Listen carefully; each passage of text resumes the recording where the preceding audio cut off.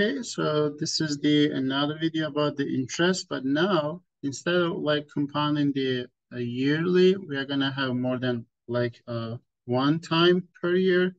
So like, which is why we need to do some sort of changes in our formula that we had. So like we did have this formula, right? A equals, which is the total amount, equals principal times 1 plus r to the n power. So just remember why this formula works and remember how we actually drive this one. So in the previous video. So, but instead of like, the rate was the rate for the year. But if you like have interest that is compounded like monthly, maybe quarter likely, meaning that you're going to get the interest amount right after each month or right after each quarter and stuff like that. So which is a bit better than the yearly amount. So we will see the difference when we have actual numbers. So, but how the formula will change? The formula will not really change. Only thing is going to change, you know, the we had the rate which was the yearly rate. But if you are given the R, which is the, like in our previous problem was like 503% or 3.5%, if you remember, and for the bike problem.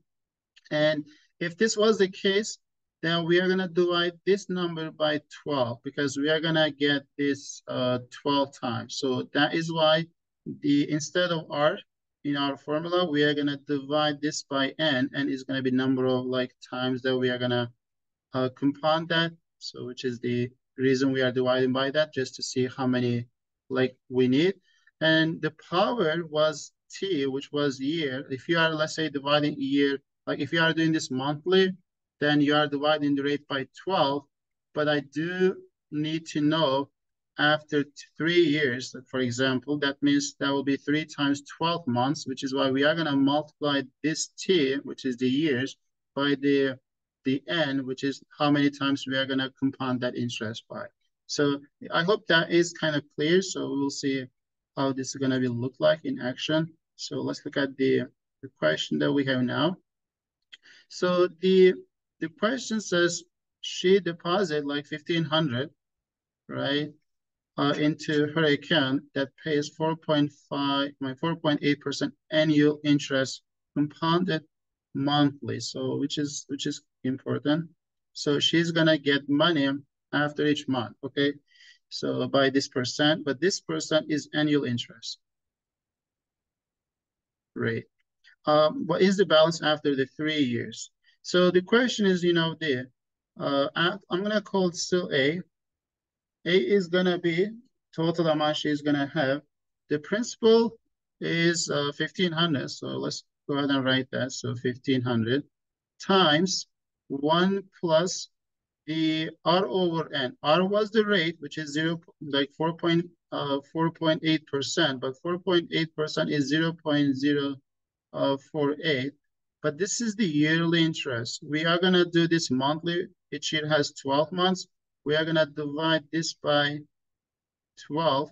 So that will give us the rate for each month, basically. And we do need to take the 3 years, but 3 years has like 3 times 12 months. So we just multiply 3 by 12 basically to get the total number of months. But this formula, like in a sense, is the same as this one.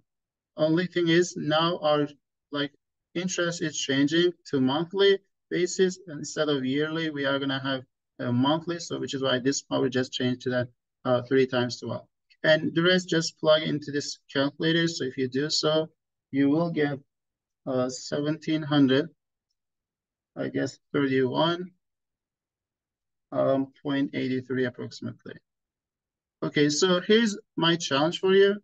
Go ahead and do this question exactly the same numbers, but instead of compounding monthly, try to find this compound yearly, meaning that just do this, like find A equals 1,500 times 1 plus 0.048 to the third power, and do this calculation and see what you get compared to this number and see which one is bigger.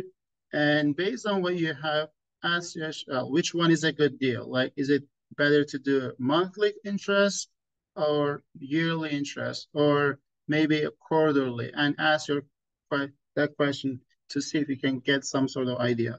Okay, so because we are gonna dive into as well. So that was the first part of the question. Okay, so we got the total amount, total like value of that deposit after 3 years, so which is 1731, which is like almost $201. And what is the account balance after 3 years, which is this number? And how much time does it take for the balance to reach that 2000? So let's try that. So we want this A, okay? So we want this A to be 2000. So we will start with 1500 as our principal and times 1 plus, we want to know how much time, which is in terms of, I will say, years. So like, if that's the case, you can just plug into the formula 0.048.